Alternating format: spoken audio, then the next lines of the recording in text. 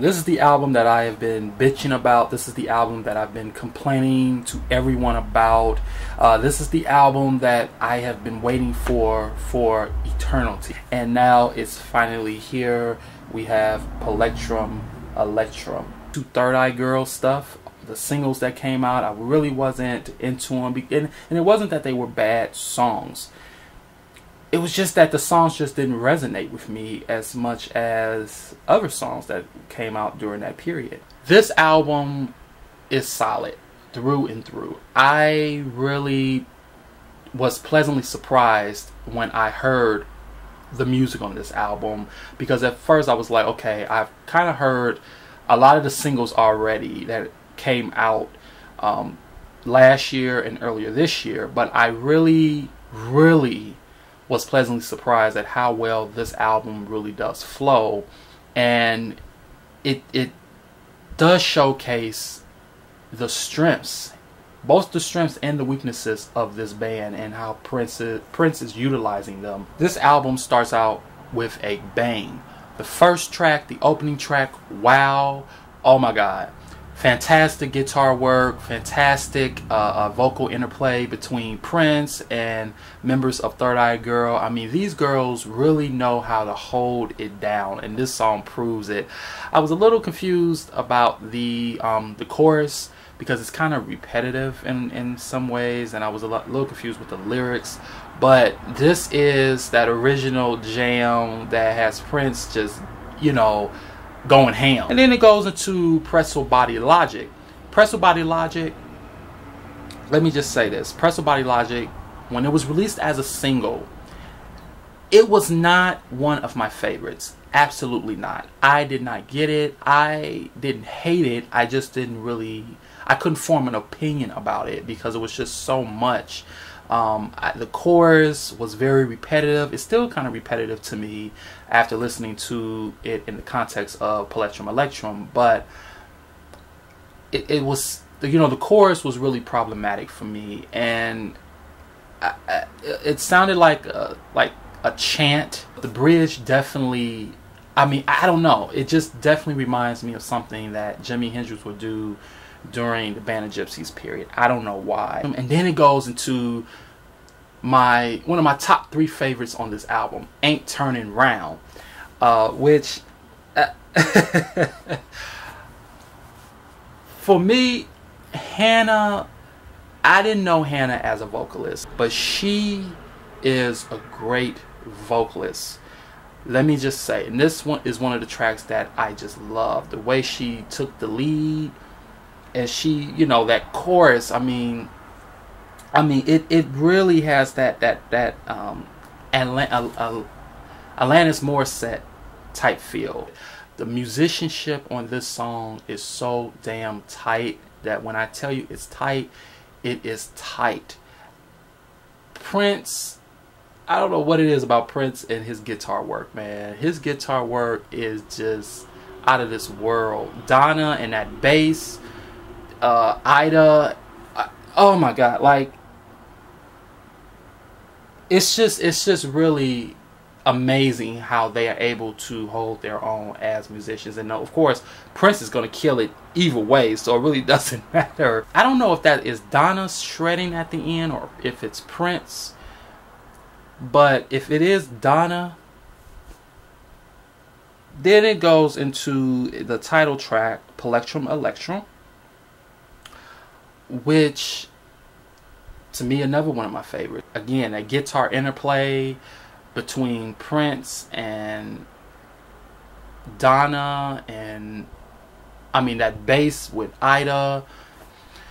Oh my god, it's just so magnificent. The drums, I mean, Hannah is pounding those drums like there's no tomorrow, and I just really love this song. It is an instrumental track, and it has so much funk appeal to it. One thing about this album that I wanted to mention is that there are a lot of funk rock elements to this album that, to me, a lot of people have kind of undermined. You know, when you're hearing Prince, you know, take a back seat, and you hear the girls just really doing their thing. I mean, it's just so amazing because it just shows that they are so musically inclined. They are so musically in touch with one another. The album mellows out a little bit with Whitecaps, which to me is my favorite song on this album. Hannah does a fantastic lead vocal. I mean, it's just one of those, her vocal, I think her vocal is what makes this song so unique for me.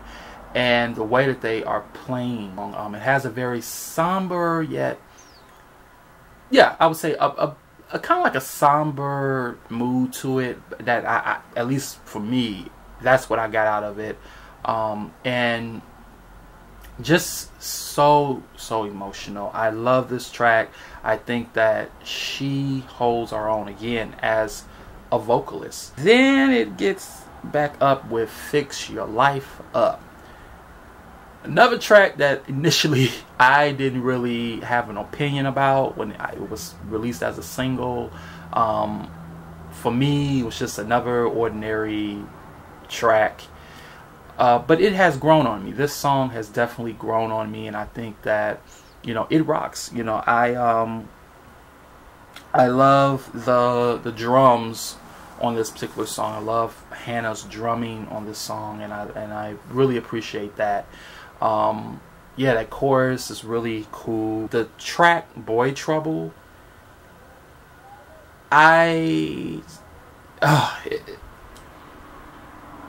here's the thing. It's not a bad song. Boy Trouble is not a bad song. I love the hip-hop, funk, rock element of Boy Trouble. Lizzo, the rapper, and it was another young lady that that comes from Minneapolis. So they both are Minneapolis rappers. This sounded more like a record that maybe they would do than what a 3rdEyeGirl would do, because they are really the ones that are present on this song. There are parts of this song that I really love. I love the melody of this song. But to me, it just drags a little bit. I think that the rapping can become a little overwhelming at times, and I think it drowns out what the melody of this song really is. You know, I think that, again, the melody is really, really good. I just can't see myself playing this long term. The first 6 tracks are strong. Then you come in and you put in a Boy Trouble. I mean, right after Fix Your Life Up, I'm telling you, it flows right into this song like, oh my God, what is this? And it kind of took me for a loop, because I'm like, why is this song on here again? And they should have used something like Live Out Loud, or even Screwdriver would have been nice. Okay, and then we transition into Stop This Train. Now, I'm gonna be honest with you all, when I first heard this album, I drifted away from this song, because I was like, I mean, after being kind of underwhelmed by Boy Trouble, this song came by and it was kind of like, okay. And I'm going to tell you what really had me going for a loop with this song, Stop This Train. I think it was the vocal interplay between Hannah and Josh. First of all, I thought that was Prince singing under Hannah's lead vocal. I think Josh's vocal, I don't know if it's I don't know if they put like an auto-tune filter on it or what they were trying to do, but I was kind of like, okay, I was kind of confused. I was really confused. Now, this song has grown on me a bit, and I love it because it has that mid-tempo R&B type melody to it. You know what this song reminds me of, for real though? This song reminds me of Another Boy by Bria Valente. If y'all remember that song, check back to that song and then listen to this song, and you'll get the similarity. Another Love comes in next, and let me just say this. Another Love is one of my other favorites on this album. I don't know how to describe it.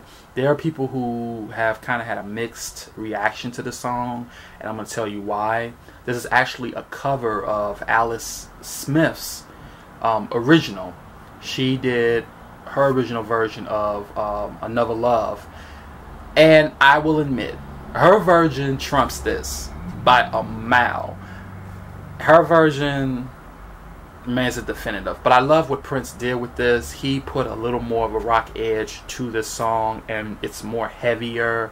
And you know, from a sonic perspective, I love what he did with it. His vocal, top notch. I love what he did with his vocal. Tic tac toe. This song, at first, it really was kind of like, it kind of just drifted away from me. But after listening to this album a consecutive amount of times, it has grown on me quite profoundly. I love that soft melodic rock feel that they have going on. It's definitely pop driven, and I think, you know, with Prince's vocal really, you know, settling in throughout the whole song, and then you have that background vocal from the members of, you know, 3rdEyeGirl. You can hear Hannah's voice, you can hear, you know, the other girl's voice. I think that this track, to me, is definitely has become one of my favorites on this album. Mars.